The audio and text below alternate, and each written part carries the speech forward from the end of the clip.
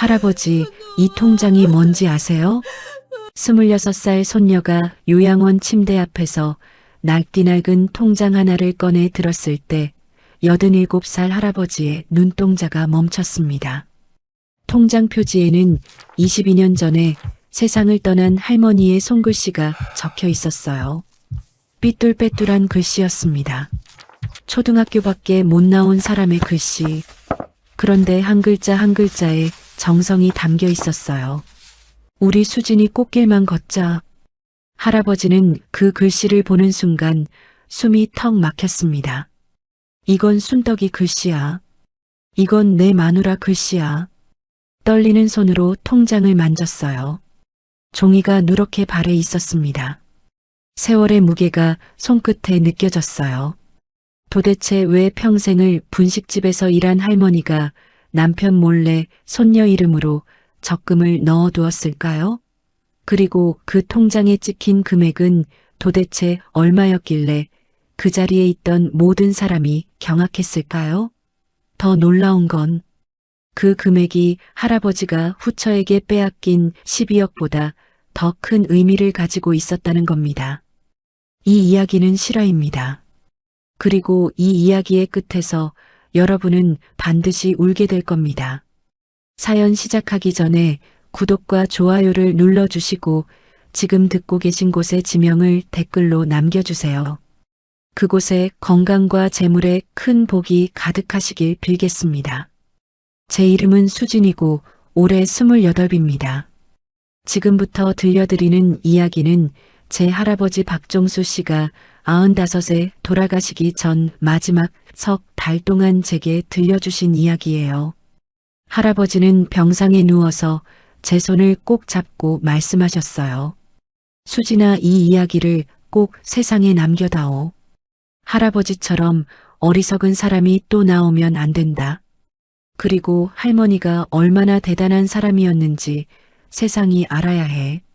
할아버지의 눈에는 눈물이 그렁그렁 맺혀 있었습니다. 저는 그 약속을 지키려고 지금 이 자리에 섰어요.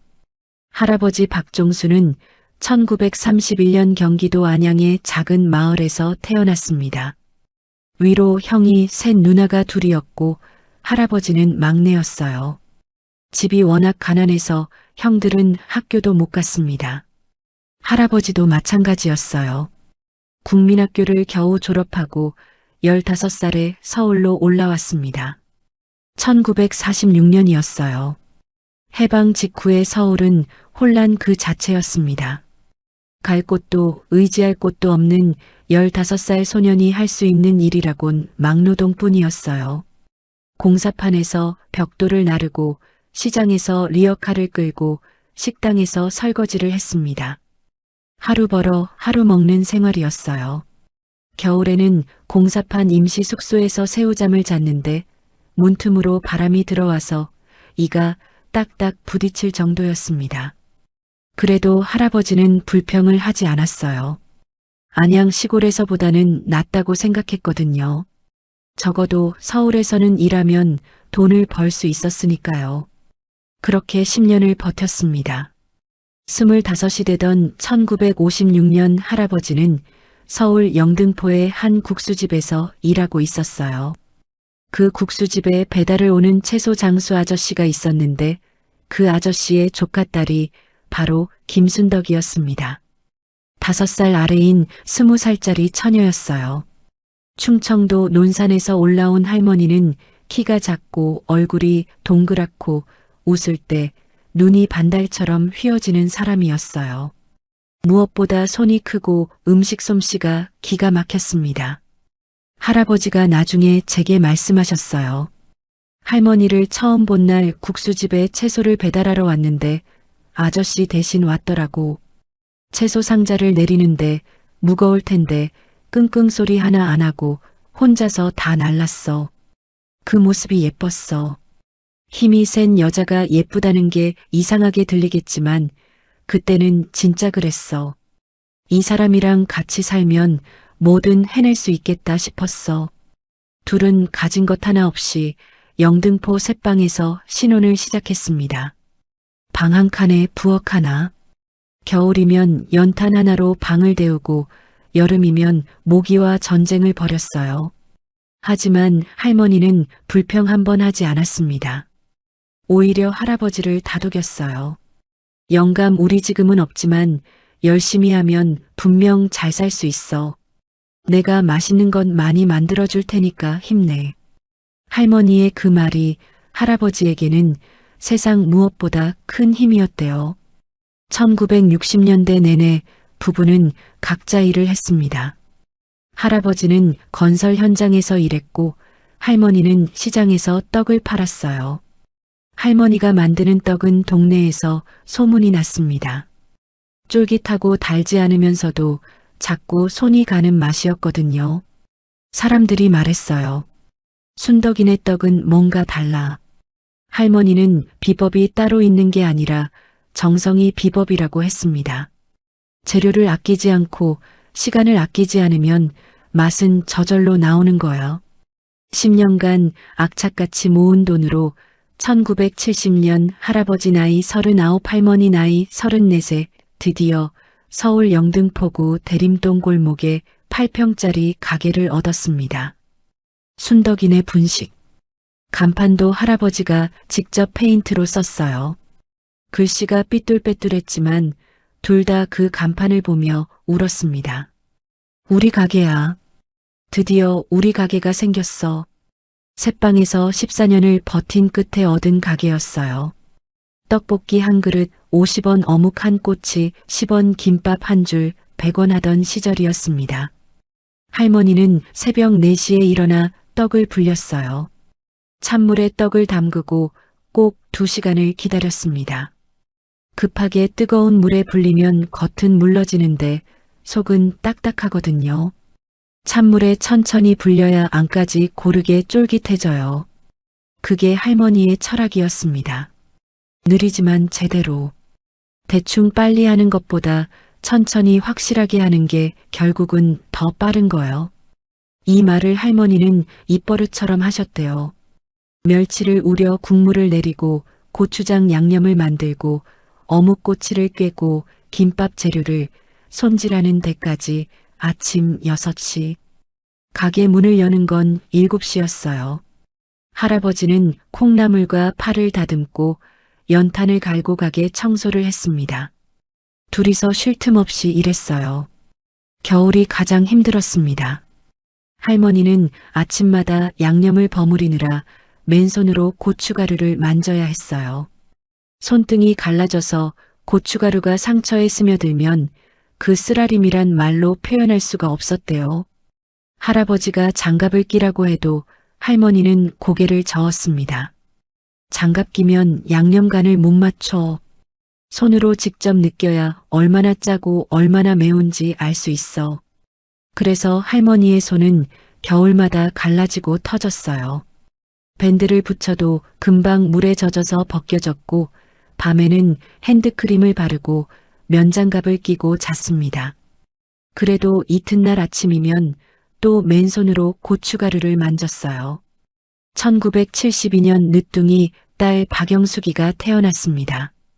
할아버지 나이 41, 할머니 나이 36이었어요. 결혼하고 16년 만에 얻은 아이였습니다.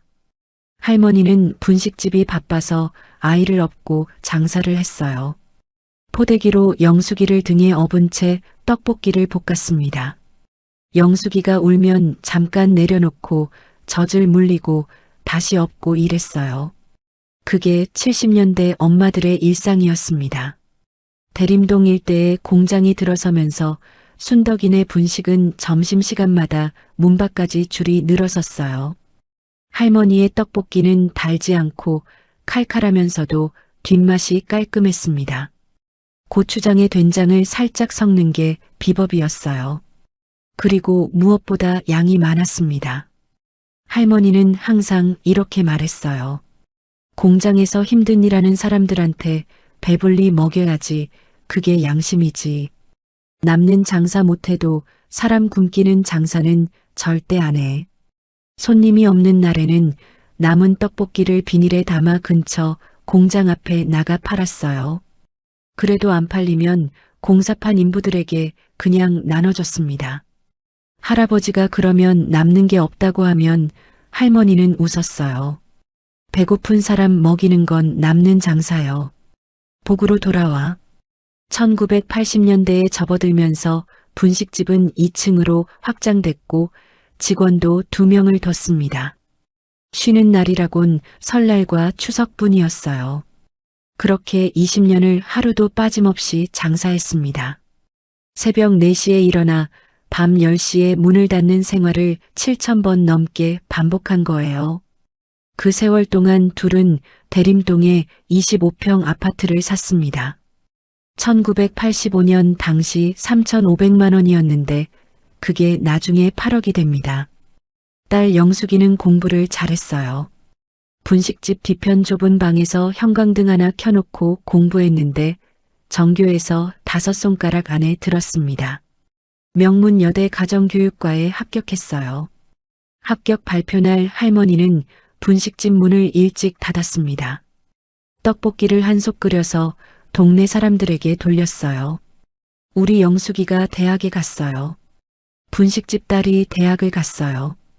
할머니의 눈에서 눈물이 뚝뚝 떨어졌습니다. 앞치마로 눈물을 닦으면서도 웃고 있었어요. 손에 박힌 두꺼운 굳은 살이 유일한 훈장인 줄 알았는데 딸의 합격증이 진짜 훈장이었습니다. 동네 아주머니가 말했어요. 순덕아, 내가 고생한 보람이 있다. 딸이 대학까지 가니까 이제 좀 쉬어도 되겠다. 할머니는 고개를 저었습니다. 아이고 무슨 쉬어요. 영숙이 등록금 벌어야지. 대학이 돈이 얼마나 드는데. 할머니는 그날 밤에도 새벽 4시에 일어나 떡을 불렸어요. 영숙이는 졸업 후 중학교 가정교사가 됐고 같은 학교 체육교사인 이재호와 결혼했습니다. 사위는 성실하고 과묵한 사람이었어요. 할머니는 사위가 마음에 들었습니다. 우리 영숙이를 때리지만 않으면 돼. 성실한 게 최고야. 할머니의 기준은 단순했어요. 1996년 3월 15일 손녀 수진이가 태어났습니다. 바로 저예요. 할아버지 나이 65, 할머니 나이 60이었어요. 할머니는 김밥을 100줄 말아서 병원에 가져왔습니다. 의사 선생님부터 간호사 청소하는 아주머니까지 전부 다 돌렸어요. 우리 수진이가 태어났어요. 우리 손녀가 세상에 나왔어요. 할머니는 갓 태어난 저를 안고 이마에 뽀뽀를 했대요. 그리고 속삭였답니다. 수진아, 할머니가 너는 꽃길만 걷게 해줄게. 약속할게. 그 약속을 할머니가 어떻게 지켰는지는 나중에 말씀드릴게요. 지금은 아직 그때가 아닙니다. 2000년대에 들어서면서 프랜차이즈 분식집들이 골목마다 생겼고 순덕이네 분식의 매출은 서서히 줄어들었습니다. 할머니는 이미 60 중반이었고 허리 디스크와 무릎 관절염에 시달리고 있었어요. 할아버지도 70이 넘어 기력이 떨어졌습니다. 2004년 할머니 나이 68배 분식집을 정리했어요. 마지막 날 할머니는 가게 구석구석을 걸레로 닦았습니다. 벽에 걸린 메뉴판을 내리면서 한참을 바라봤어요. 35년이야, 35년. 이 가게에서 내 청춘이 다 갔어. 할아버지가 뒤에서 할머니를 안았습니다. 둘 다 말없이 울었어요. 가게 권리금과 집기를 팔아 4억을 받았습니다. 대림동 아파트 시세가 8억까지 올라 있었고 35년간 모은 적금과 예금이 합쳐서 약 4억. 도합 12억 정도의 자산이었어요. 퇴직연금 같은 건 없었지만 분식집 하나로 일군 돈이었습니다. 동네 사람들이 부러워했어요. 순덕이 대단하다. 8평짜리 분식집 하나로 12억을 모았어. 할머니는 손사래를 쳤습니다. 모료 우리 영감이 고생한 거지 나는 밥이나 했지. 하지만 모두가 알고 있었어요. 그 12억의 진짜 주인은 새벽 4시에 일어나 떡을 불리고 갈라진 손으로 고춧가루를 만지던 할머니라는 것을요. 은퇴 후의 생활은 평화로웠습니다. 아침에 동네를 산책하고 점심은 직접 해먹고 오후에는 복지관에서 할아버지는 장기를 두고 할머니는 합창반에서 노래를 불렀어요. 주말이면 손녀인 제가 놀러 갔습니다. 할머니는 항상 떡볶이를 해줬어요. 분식집 때와 똑같은 맛이었습니다. 할머니, 이 떡볶이 레시피 저한테 알려주세요. 제가 졸라댈 때마다 할머니는 웃으며 말했어요. 나중에. 할머니가 늙어서 못 만들 때 알려줄게. 그러면서 제 머리를 쓰다듬어 주셨습니다. 할머니 손은 거칠었지만 그 온기는 세상에서 가장 따뜻했어요. 그때까지만 해도 몰랐습니다. 이 평온함이 곧 산산조각 날 거라는 걸요. 그리고 할머니가 남몰래 준비해 둔 것이 있었다는 것을요. 그 비밀을 알기까지 앞으로 22년이라는 세월이 더 필요했습니다. 2004년 가을이었습니다. 분식집을 정리하고 2달쯤 지났을 때 할머니가 아침에 일어나다가 갑자기 쓰러졌어요. 119 구급차에 실려 병원에 갔습니다. 검사 결과는 참혹했어요. 췌장암 3기. 의사가 보호자인 할아버지를 불러 말했습니다. 솔직하게 말씀드리겠습니다. 암이 이미 많이 진행됐고 수술이 어려운 위치입니다. 항암 치료를 해볼 수는 있지만 완치를 기대하기는 힘든 상황입니다. 할아버지의 다리에 힘이 풀려 복도 의자에 주저앉았어요. 머릿속이 하얘졌습니다. 우리 순덕이가 암이라고? 할머니는 오히려 담담했습니다. 진작 알았어 내가. 요새 밥맛이 없고 등이 아프더라고. 분식집 접으면서 뭔가 이상하다 했어.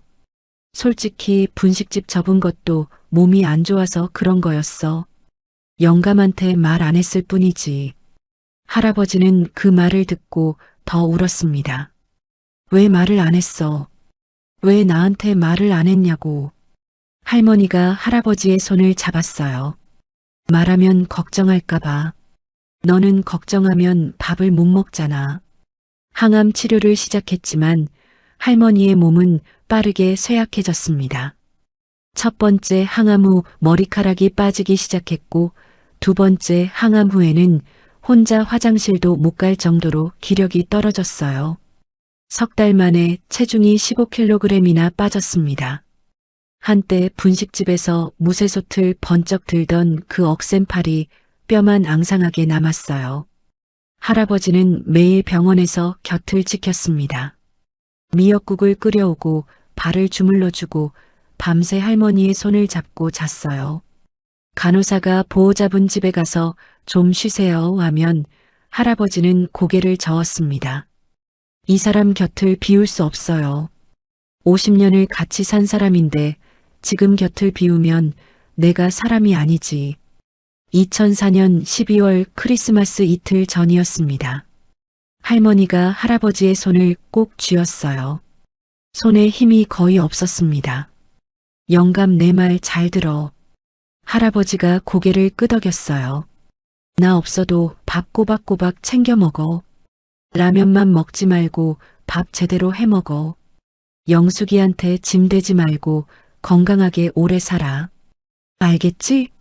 할아버지는 말을 할 수가 없었습니다. 목이 메어서 고개만 끄덕였어요. 그리고 할머니가 중요한 말을 했습니다. 영감, 그리고 하나 더. 이건 꼭 기억해. 수진이한테 25되면 줄 게 있어. 내 옷장 서랍 맨 아래 빨간 보자기 안에 있어. 25전에는 절대 열어보지 마. 꼭 25에 줘야 해. 잊지 마. 할아버지는 그때 그 말을 제대로 새기지 못했어요. 할머니가 떠날 거라는 공포에 머릿속이 하얗게 비어 있었거든요. 수진이한테 뭘 준다는 건지 빨간 보자기가 뭔지 물어볼 정신이 없었습니다. 2004년 12월 28일 새벽 3시 할머니 김순덕 씨는 68배 나이로 세상을 떠났습니다. 분식집에서 35년을 함께한 남편의 손을 잡은 채였어요.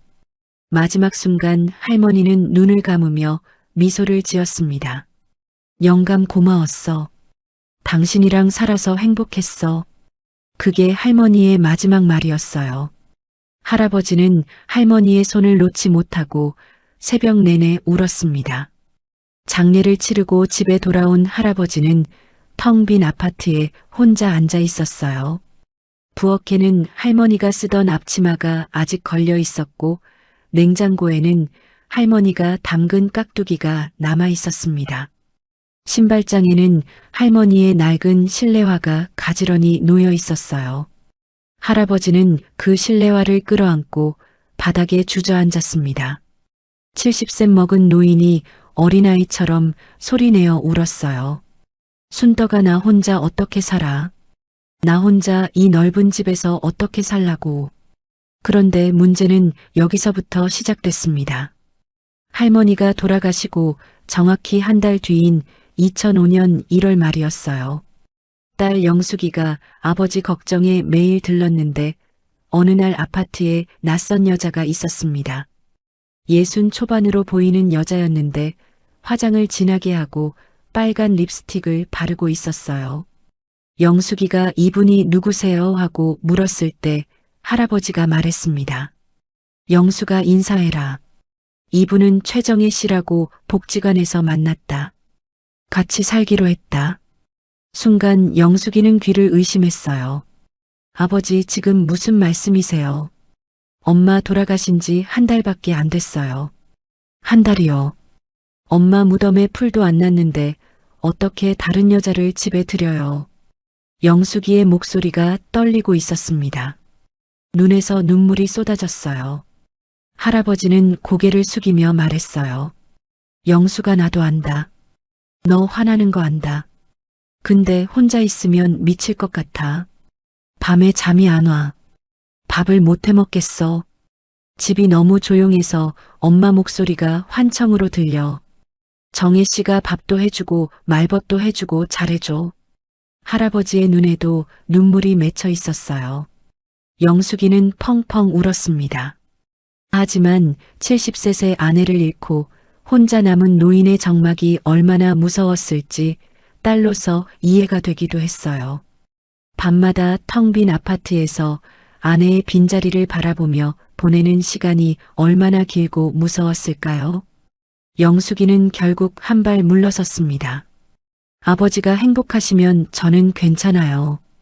다만 엄마 제사만은 꼭 지켜주세요. 할아버지는 약속하마 하고 고개를 끄덕였어요. 최정이라는 여자는 처음에는 살뜰했습니다. 할아버지 식사를 세 끼 챙기고 빨래를 하고 청소를 하고 병원도 같이 다녔어요. 할아버지한테 영감님 이거 드세요. 영감님 약 드셨어요. 하고 다정하게 말했습니다.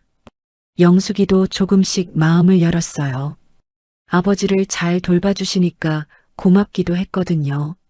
그런데 6개월쯤 지나면서 변하기 시작했습니다. 처음에는 사소한 것이었어요. 최정혜 씨가 할아버지에게 말했습니다. 종수 씨, 우리 이 아파트 좀 넓은 데로 옮기면 안 될까? 여기는 너무 오래되고 좁잖아. 할아버지는 이 집은 순덕이랑 30년을 산 집이라 옮기기 싫다고 했어요. 그러자 최정혜 씨의 표정이 싸늘하게 변했습니다. 죽은 사람한테 매달리면 뭐해요? 살아있는 사람이 중요하지 죽은 사람이 중요해요? 가슴이 철렁 내려앉았습니다. 하지만 할아버지는 외로움이 두려워서 아무 말도 못했어요. 2006년이 되자 최정혜 씨는 본색을 드러냈습니다. 은행 일이 복잡하잖아요. 번호표 뽑고 기다리고 힘드시죠? 제가 대신 해드릴게요. 할아버지 명의의 통장과 도장을 넘겨받았어요. 그리고 조금씩 돈이 빠져나가기 시작했습니다. 조카가 치킨집을 한다며 5천만 원, 친정 어머니가 수술을 해야 한다며 3천만 원, 자기 이름으로 보험을 들겠다며 2천만 원, 오빠가 사업 자금이 필요하다며 8천만 원, 이렇게 저렇게 이유를 대면서 예금 4억이 2년 만에 바닥났어요. 딸 영숙이는 아버지의 돈이 빠져나가는 걸 알고 있었습니다. 아버지 정혜 씨한테 돈을 너무 많이 주시는 거 아니에요? 영숙이가 조심스럽게 말하면 할아버지는 오히려 화를 냈어요. 내 돈인데 내가 어디에 쓰든 내가 왜 참견이야. 너는 엄마 죽고 나서 아버지가 외로운 건 생각 안 하냐? 정희가 곁에 있어주는 것만으로도 고마운 거야. 영숙이는 더 이상 말을 잇지 못했습니다. 아버지가 이미 최정희 씨에게 감정적으로 완전히 의존하고 있었거든요. 2008년에 최정희 씨가 결정적인 한 수를 뒀습니다. 이 동네 오래됐잖아요. 강남에 좋은 아파트가 나왔는데 거기로 이사 가면 노후가 편할 거예요. 병원도 가깝고 공기도 좋고. 할아버지는 30년간 살던 대림동 아파트를 팔았어요. 8억에 팔렸습니다. 그 돈으로 강남의 아파트를 샀는데 등기부등본의 소유자 이름이 최정희로 되어 있었어요. 할아버지는 그 사실을 몰랐습니다. 최정희 씨가 서류를 대신 처리했고 할아버지는 눈이 침침해서 서류를 제대로 읽지도 못한 채 도장을 찍었거든요.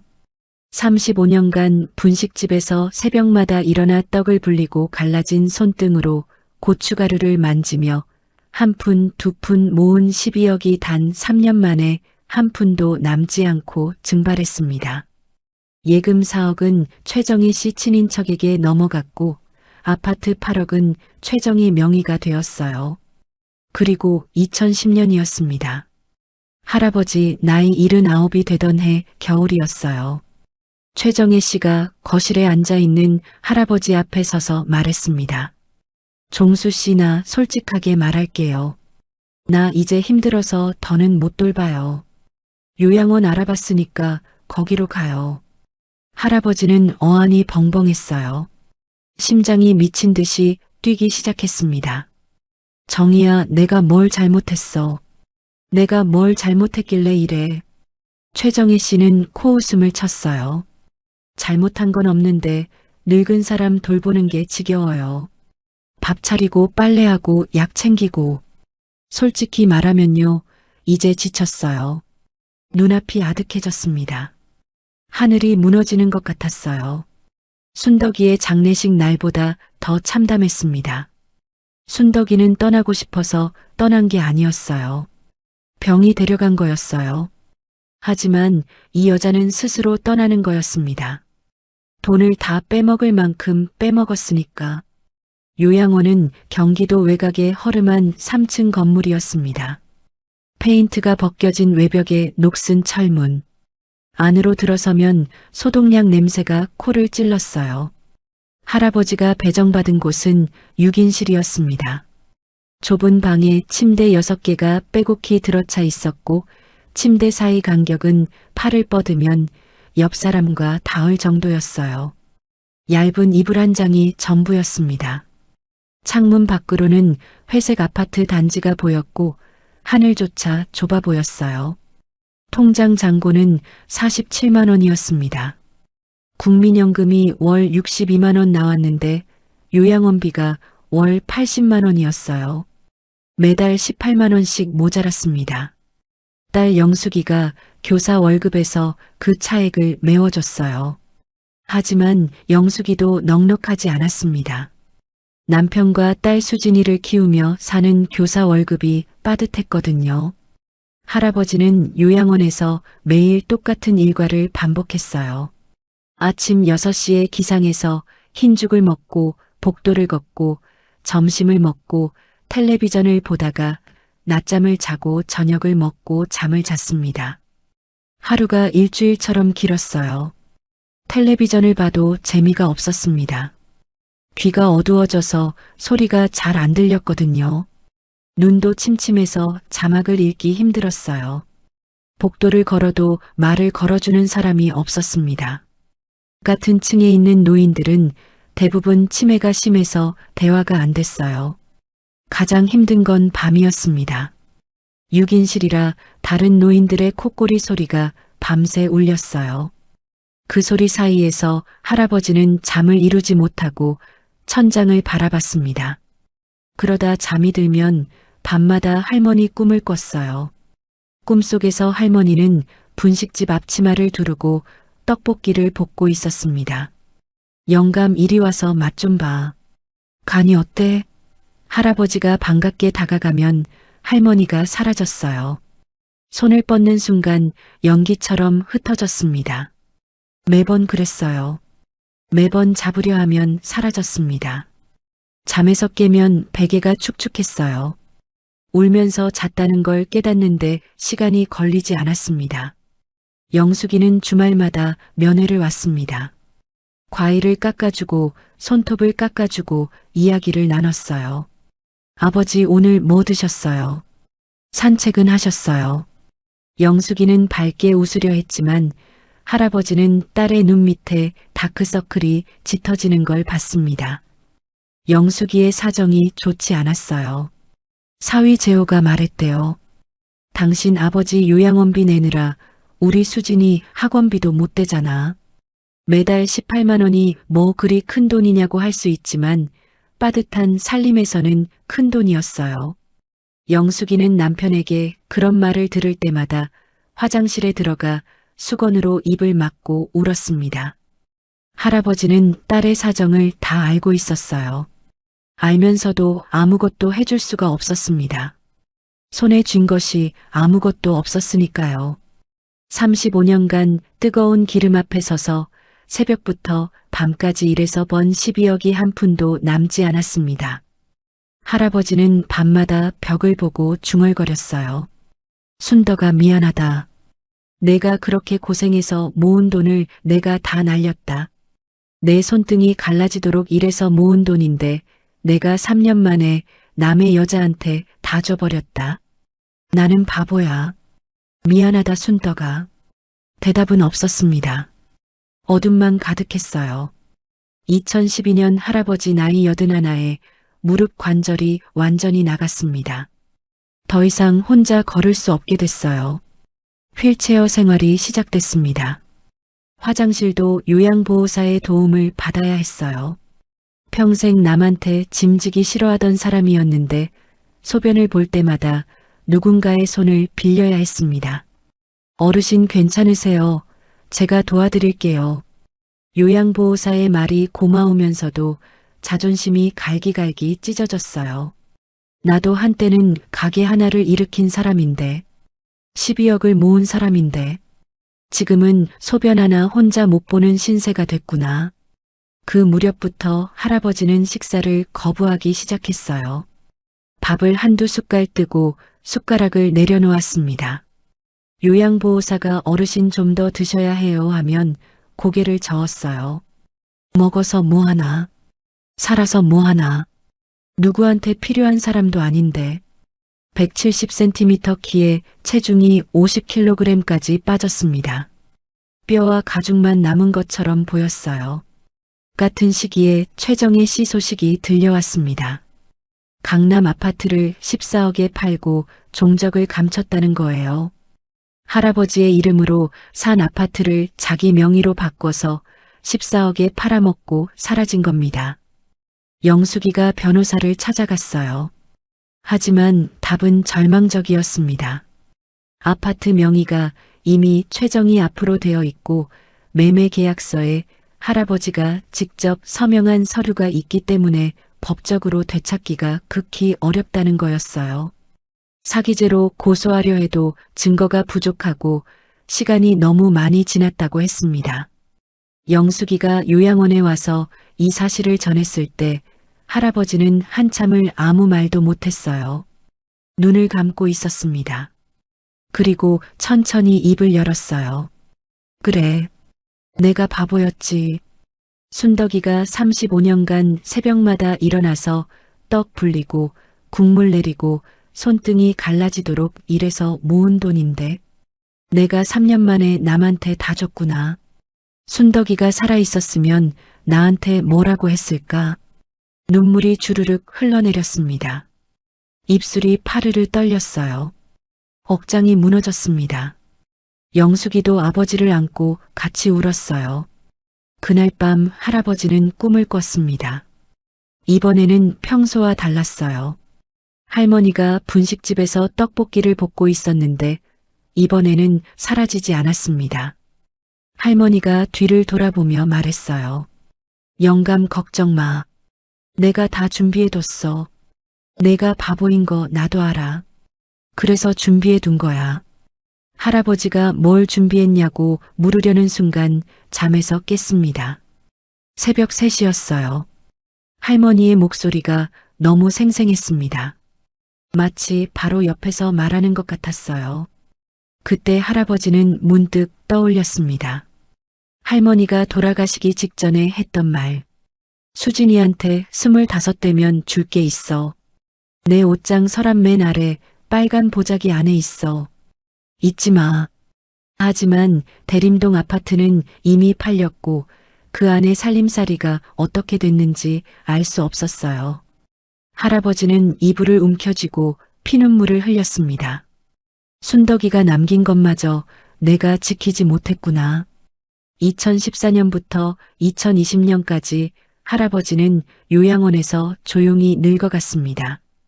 83에서 89까지 6년이라는 시간이었어요. 찾아오는 사람은 딸 영숙이와 손녀 수진이 단 2사람뿐이었습니다. 명절에도 전화 한 통 없는 날이 대부분이었어요. 요양원 복도에 걸린 달력을 보며 오늘이 추석인지 설날인지도 모르고 지나가는 날이 많았습니다. 같은 층 노인 중에는 자식이 1년에 한 번도 안 오는 분도 있었어요. 할아버지는 그분들을 볼 때마다 생각했습니다. 나한테는 영숙이랑 수진이라도 있지. 저 어르신들은 누가 찾아오나. 요양원이란 곳은 살아있는 사람의 무덤 같았습니다. 저는 대학에 다니면서도 한 달에 2번은 꼭 요양원을 찾아갔어요. 시험 기간에도 빠지지 않았습니다. 할아버지에게 저는 유일한 빛이었고 할아버지는 제게 세상에서 가장 소중한 사람이었습니다. 할아버지, 저 오늘 떡볶이 만들어 왔어요. 할머니 레시피 엄마한테 배웠거든요. 제가 도시락 뚜껑을 열 때마다 할아버지는 코끝이 찡했어요. 떡볶이 냄새가 병실을 가득 채웠습니다. 그건 단순한 음식 냄새가 아니었어요. 할머니의 냄새였고 분식집의 냄새였고 35년간의 세월이 담긴 냄새였습니다. 한 입 먹었을 때 할아버지의 눈에서 눈물이 왈칵 쏟아졌습니다. 이 맛이야. 이게 순떡이 맛이야. 어떻게 이 맛을 낸 거야? 할아버지는 떡볶이를 먹으며 울었어요. 숟가락을 든 손이 덜덜 떨렸습니다. 저도 같이 울었어요. 할아버지 울지 마세요. 제가 매번 만들어 올게요. 매번요. 할아버지가 떡볶이를 먹는 날에만 식사를 제대로 했어요. 그래서 저는 갈 때마다 떡볶이를 만들어 갔습니다. 할머니의 레시피 그대로요. 찬물에 떡을 2시간 불리고 고추장에 된장을 살짝 섞고 양이 넉넉하게. 그게 할아버지를 살아있게 하는 유일한 끈이었어요. 2021년 봄 제 나이가 25이 되었습니다. 할아버지 나이 90. 그의 어느 날 엄마 영숙이가 요양원에 찾아와서 할아버지에게 물었어요. 아버지 혹시 엄마가 빨간 보자기 어쩌고 한 거 기억나세요? 할아버지가 벌떡 일어나 앉았습니다. 오랜만에 보는 동작이었어요. 눈이 번쩍 뜨였습니다. 순덕이가 죽기 전에 한 말이야. 수진이 25되면 줄 게 있다고. 옷장 서랍 맨 아래 빨간 보자기 안에 있다고. 근데 대림동 집을 팔았으니까 그게 어딨겠어. 다 없어졌겠지. 할아버지의 목소리에 힘이 없었어요. 또 자책이 올라오는 게 얼굴에 보였습니다. 그런데 엄마가 말했어요. 아버지, 저 그거 가지고 있어요. 뭐라고? 할아버지가 엄마를 쳐다봤습니다. 귀를 의심하는 표정이었어요. 대림동 아파트 팔기 전에 제가 엄마 유품을 먼저 정리했었거든요. 정혜 씨가 이사 준비한다고 살림을 다 치우기 전에 제가 엄마 옷장만은 제가 정리하겠다고 했어요. 그때 옷장 서랍 맨 아래에서 빨간 보자기를 찾았어요. 엄마가 뭔가 남겨놓으신 것 같아서 제가 가져왔었습니다. 할아버지의 입이 벌어졌어요. 순덕이 옷장에서 그걸 내가 가지고 있었어? 엄마가 가방에서 낡은 빨간 보자기를 꺼냈습니다. 보자기 천이 발에 있었어요. 원래는 선명한 빨간색이었을 텐데 세월이 지나면서 분홍빛에 가까워져 있었습니다. 보자기를 조심스럽게 펼치자 그 안에 누렇게 바랜 적금 통장 하나와 손편지 한 장 그리고 국민주택 채권증서 3장이 있었어요. 통장 표지에는 할머니의 삐뚤빼뚤한 손글씨가 적혀 있었습니다. 우리 수진이 꽃길만 걷자. 그리고 통장의 예금주 이름은 박수진. 제 이름이었어요. 할아버지는 통장을 보는 순간 숨이 멎은 것처럼 멈췄습니다. 순덕이가 수진이 이름으로. 엄마가 떨리는 손으로 통장을 펼쳤어요. 첫 페이지에 적힌 날짜가 1996년 3월 15일이었습니다. 제가 태어난 달이에요. 금액은 30만 원. 다음 달에도 30만 원. 그 다음 달에도 30만 원. 페이지를 넘길 때마다 매달 30만 원이 찍혀 있었습니다. 한 달도 빠짐없이요. 1996년 3월부터 2004년 11월까지 할머니가 쓰러지기 한 달 전까지 꼬박꼬박 넣으셨어요. 8년 동안 매달 30만 원씩. 할아버지는 통장을 들고 손이 떨렸습니다. 순덕이가 이걸 언제? 이 돈을 어디서? 분식집 매출에서 매달 30만 원을 빼놓으셨나 봐요. 아버지한테 말 안 하시고요. 엄마가 말했어요. 할아버지는 고개를 떨구었습니다. 나는 몰랐어. 순덕이가 이런 걸 하고 있었는지 나는 하나도 몰랐어. 30만 원 곱하기 12개월 곱하기 8년. 원금만 2,880만 원이었습니다. 분식집에서 떡볶이 한 그릇 2,000원, 3,000원 받아가며 한 푼, 2푼 모은 돈이에요. 매달 30만 원을 빼놓으려면 할머니는 떡볶이를 100그릇은 더 팔아야 했을 겁니다. 아니면 본인이 먹는 것을 줄였겠지요. 실제로 할머니는 손님한테는 고기며 어묵을 듬뿍 줬지만 본인은 항상 찬밥에 물을 말아 먹었어요. 그게 아꼈던 거구나. 내가 먹는 걸 줄여서 수진이한테 넣은 거구나. 하지만 2,880만 원이 전부가 아니었습니다. 할머니가 적금을 시작한 1996년은 은행 금리가 연 12%가 넘던 시절이었어요. 1997년 IMF 외환위기 때는 금리가 연 20%를 넘기기도 했습니다. 2000년대 들어 금리가 내려갔지만 그래도 연 5% 안팎이었어요. 25년간 복리로 이자가 붙었습니다. 엄마가 은행에 직접 가서 확인한 금액을 말했어요. 아버지, 이 통장에 지금 들어있는 금액이요. 얼마야? 복리로 25년간 풀어놨어요. 얼마냐고. 1억 3천만 원이에요. 방안이 조용해졌습니다.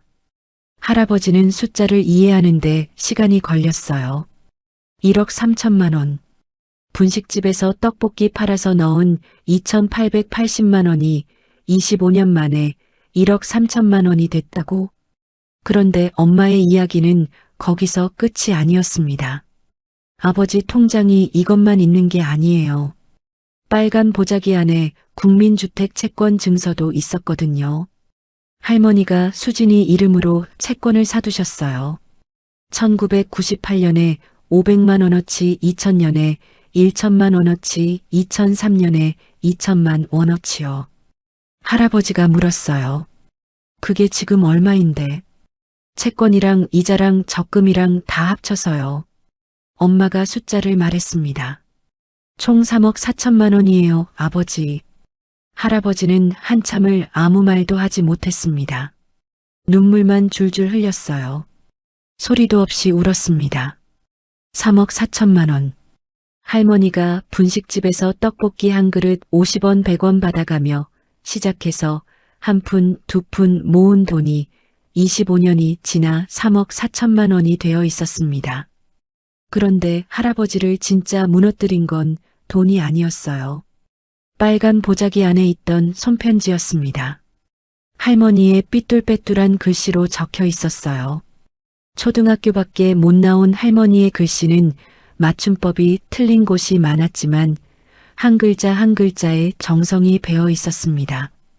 편지지가 아니라 학용품 가게에서 산 싸구려 원고지에 연필로 쓴 편지였어요. 수진아 할머니다. 내가 이 편지를 읽을 때쯤이면 할머니는 이 세상에 없겠지. 할머니는 배운 것도 없고 분식집밖에 모르는 사람이야. 근데 분식집에서 배운 게 하나 있어. 떡볶이 떡을 불릴 때 찬물을 넉넉히 주고 오래 기다리면 떡이 속까지 쫀득해지거든. 급하게 뜨거운 물에 불리면 겉만 물렁물렁하고 속은 딱딱해. 돈도 마찬가지야. 조금씩 넣고 오래 기다리면 속까지 단단하게 불어나. 할머니가 내 이름으로 매달 조금씩 넣어뒀어. 내가 세상에 나가서 힘들 때 밥 한 끼는 사 먹을 수 있을 거다. 내가 결혼할 때 작은 보탬이라도 되면 좋겠다. 할머니는 내가 태어나던 날 내 이마에 뽀뽀하면서 약속했어. 이 아이는 꽃길만 걷게 해주겠다고. 할머니가 약속 지킨 거다. 사랑한다, 우리 수진이. 할머니가. 할아버지는 편지를 읽다가 오열했습니다. 가슴을 치며 울었어요. 침대에서 몸을 일으키더니 두 주먹으로 가슴을 쿵쿵 쳤습니다. 순덕아, 내가 이런 걸 해놨었구나. 나는 내 돈을 다 날려버린 바보인데. 나는 내가 35년간 모은 12억을 3년 만에 남한테 줘버린 멍청이인데. 너는 그런 나도 모르게 손녀를 위해서 이걸 준비해뒀었구나. 할아버지는 울다가 숨이 넘어갈 것처럼 기침을 했어요. 엄마가 등을 두드려줬습니다. 요양보호사도 달려왔어요. 병실 전체가 울음소리로 가득 찼습니다. 저는 그날 밤 엄마한테 전화를 받고 이 이야기를 듣자마자 택시를 탔습니다. 요양원까지 1시간 반이 걸렸어요.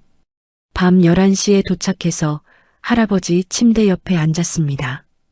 할아버지는 아직 통장을 가슴에 안고 계셨어요. 눈이 벌겋게 부어 있었습니다. 할아버지, 저 왔어요. 수진아.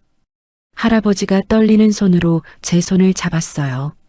할아버지, 저 이 돈으로 할아버지 모시고 나갈 거예요. 요양원 말고 저랑 같이 살아요. 할아버지가 고개를 저었습니다. 수진아, 안 돼. 이건 할머니가 너 주라고 모은 거야.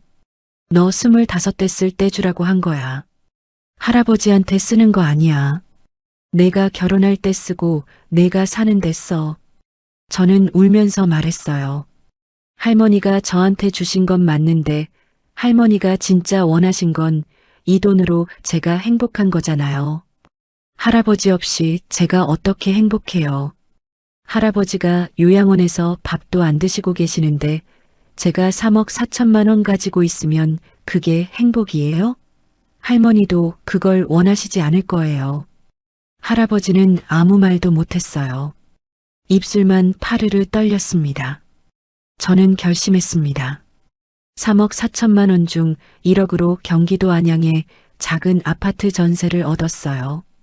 할아버지가 태어나신 고향 안양이었습니다. 나머지 2억 4천만 원은 할아버지 간병비와 생활비로 쓰기로 했어요. 회사를 다니면서 주말에는 직접 할아버지를 돌보고 평일에는 간병인을 고용했습니다.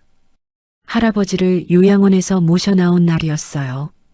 택시에서 내려 아파트 현관문을 열었습니다. 작지만 깨끗한 거실이었어요. 창으로 오후 햇살이 들어왔습니다. 그리고 부엌에서 냄새가 났어요. 제가 아침부터 준비해둔 떡볶이 냄새였습니다. 찬물에 2시간 불린 떡으로 고추장에 된장을 살짝 섞어 만든 할머니의 떡볶이. 할아버지가 그 냄새를 맡는 순간 휠체어에서 몸이 앞으로 기울었어요. 그리고 주저앉듯 울기 시작했습니다. 순덕이 냄새야. 집 냄새가 나. 11년 만에 집 냄새가 나. 순덕아, 나 집에 왔어. 할아버지는 엉엉 소리 내어 울었어요. 저도 할아버지를 안고 같이 울었습니다. 그날부터 할아버지는 밥을 먹기 시작했어요. 제가 차려주는 밥상이 따뜻했습니다.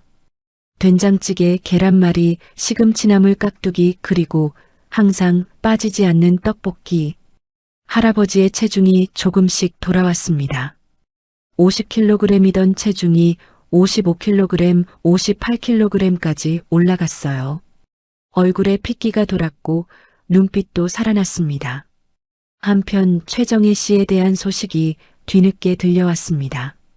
엄마 영숙이가 수소문한 결과 최정혜 씨는 할아버지 말고도 다른 독거노인 3명에게 똑같은 수법을 써왔다는 것이 밝혀졌어요. 혼자 사는 외로운 노인에게 접근해서 살림을 해주며 신뢰를 쌓은 다음 통장과 부동산을 빼돌리는 수법이었습니다. 전문적으로 노인을 노리는 사기꾼이었던 거예요. 2018년에 피해자 중 한 명의 아들이 고소를 했고 경찰 수사가 시작됐습니다. 다른 피해자들의 자녀들도 합류했어요. 엄마도 할아버지 건으로 고소장을 제출했습니다. 수사 과정에서 최정혜 씨가 5명의 독거노인에게서 총 40억 원 이상을 빼돌린 사실이 드러났어요. 2020년 최정혜 씨는 사기 및 횡령 혐의로 체포됐습니다. 재판에서 징역 7년을 선고받았어요. 재판장이 말했습니다. 피고인은 경제적으로 취약하고 정서적으로 고립된 노인들을 체계적으로 이용했으며 그 피해가 심대하다. 최정혜 씨는 법정에서 울며 선처를 구했지만 아무도 동정하지 않았습니다. 다만 빼돌린 돈은 대부분 탕진한 상태라 피해 배상은 거의 이루어지지 않았어요. 할아버지의 12억도 돌아오지 않았습니다. 엄마가 이 소식을 전했을 때 할아버지는 담담하게 말했어요. 그 여자를 미워해야 하는데 이상하게 미워할 힘도 없더라. 내가 미워해야 할 사람은 그 여자가 아니라 나 자신이야. 순덕이가 35년간 지켜온 걸 내가 3년 만에 망쳤으니까. 근데 이제는 미워하지 않으려고 해. 순덕이가 남긴 게 아직 있잖아. 순덕이가 모아둔 그 돈이 나를 다시 살려줬잖아. 그걸로 됐어. 할아버지의 눈가에는 눈물이 맺혀 있었지만 표정은 평온했습니다. 저와 함께 사는 생활이 시작되면서 할아버지는 완전히 달라졌어요. 웃는 횟수가 눈에 띄게 늘었습니다. 제가 퇴근하면 현관 앞 거실 의자에 앉아서 기다리고 계셨어요. 수진아, 왔어? 오늘 하루 어땠어? 회사에서 힘든 일은 없었고? 저는 신발을 벗으면서 할아버지에게 하루 일과를 들려줬습니다. 할아버지는 고개를 끄덕이며 들었어요. 때로는 조언도 해주셨습니다. 상사한테 맞서지 말고 일단 들어. 세상은 참는 사람이 이기는 거야. 할머니도 그랬어. 30년간 손님한테 한 번도 화 안 냈어. 분식집 경영 비법이 뭔지 알아? 참는 거야. 제가 27되던 해에 좋은 사람을 만났습니다. 같은 회사에서 일하는 2년 선배 한준호였어요. 진지하고 성실하고 무엇보다 가족을 소중히 여기는 사람이었습니다. 처음 준호를 집에 데려왔을 때 할아버지는 거실에 반듯하게 앉아 계셨어요. 떨리는 손으로 준호의 손을 잡았습니다. 우리 수진이 잘 부탁합니다. 할아버지 눈에 눈물이 글썽거렸어요. 준호는 꾸벅 인사했습니다. 할아버지 오래오래 건강하세요. 제가 수진이랑 할아버지 잘 모시겠습니다. 준호가 돌아간 뒤 할아버지가 제게 말했어요. 좋은 사람이다. 눈이 맑아. 순덕이를 처음 봤을 때도 눈이 저렇게 맑았어. 눈이 맑은 사람은 마음이 맑은 거야. 잘 잡아. 2024년 봄 저희는 결혼했습니다. 가족과 가까운 친구들만 초대한 작은 식장이었어요. 할아버지는 93세 휠체어를 타고 오셨습니다. 정장을 입으셨는데 정장이 헐렁해서 옷이 할아버지를 입은 것 같았지만 표정만큼은 세상에서 가장 환한 사람이었어요. 제가 할아버지 휠체어 옆에 서서 할아버지의 손을 잡고 식장에 입장했습니다. 하객들이 전부 일어났어요. 식장 전체가 눈물바다가 됐습니다. 할아버지가 제 귀에 속삭였어요. 할머니가 약속 지켰다. 너 꽃길 걷고 있다.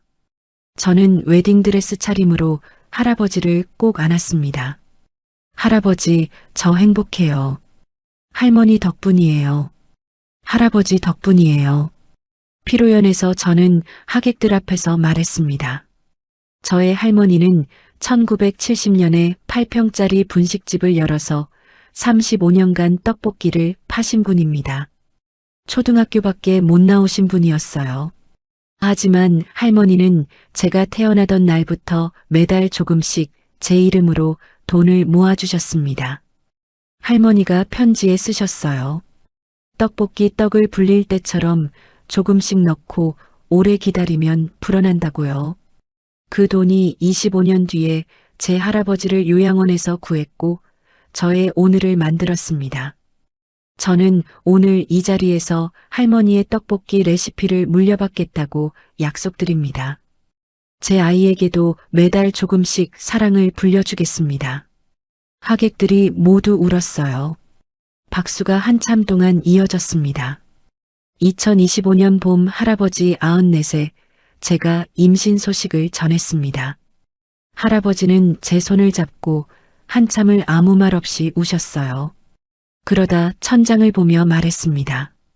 순덕아 들렸지? 우리 수진이가 엄마가 된다. 당신이 뿌린 씨앗이 이렇게 큰 나무가 됐어. 할아버지의 눈빛은 천장이 아니라 그 너머 어딘가를 보고 있었습니다. 가을에 딸을 낳았어요. 이름은 박순덕. 할머니의 이름을 물려받았습니다. 할아버지는 증손녀의 얼굴을 보시고 말했어요. 순덕이를 닮았어. 이마가 순덕이야. 코도 순덕이고 갓 태어난 아기의 이마에 떨리는 입술로 뽀뽀를 하셨습니다. 29년 전 할머니가 갓 태어난 저에게 했던 것과 똑같은 모습이었어요. 2026년 1월 어느 이른 아침이었습니다. 할아버지 박종수는 95의 나이로 조용히 눈을 감으셨어요. 전날 밤까지 제가 만든 떡볶이를 드셨고 증손녀 순덕이를 안아보셨고 제 손을 잡고 이야기를 나누셨습니다. 마지막으로 하신 말씀이 수진아 오늘 떡볶이가 유난히 맛있다 할머니가 만든 것 같아였어요. 저는 고맙습니다 할아버지하고 대답했습니다. 할아버지는 미소를 짓고 눈을 감으셨어요. 잠든 것처럼 편안한 얼굴이었습니다. 미소가 남아 있었어요. 할머니를 만나러 가신 거라고 저는 믿습니다. 침대 옆 탁자에는 할머니의 손글씨가 적힌 낡은 통장이 놓여 있었고 그 옆에는 제가 만든 떡볶이가 한 그릇 담겨 있었어요.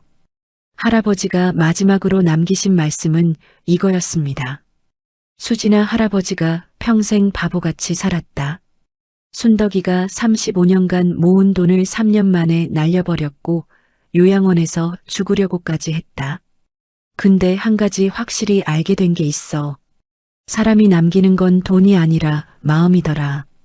할머니가 남긴 건 3억 4천만 원이 아니야. 너를 향한 사랑이었어.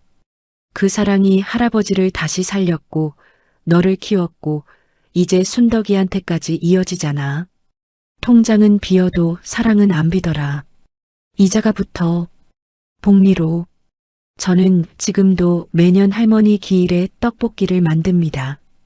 찬물에 2시간 불린 떡으로 고추장에 된장을 살짝 섞어 달지 않고 칼칼하면서도 뒷맛이 깔끔한 할머니의 레시피 그대로요. 그리고 매달 딸 순덕이 이름으로 30만 원씩 적금을 넣고 있어요. 통장 표지에는 제 글씨가 적혀 있습니다. 우리 순덕이 꽃길만 걷자.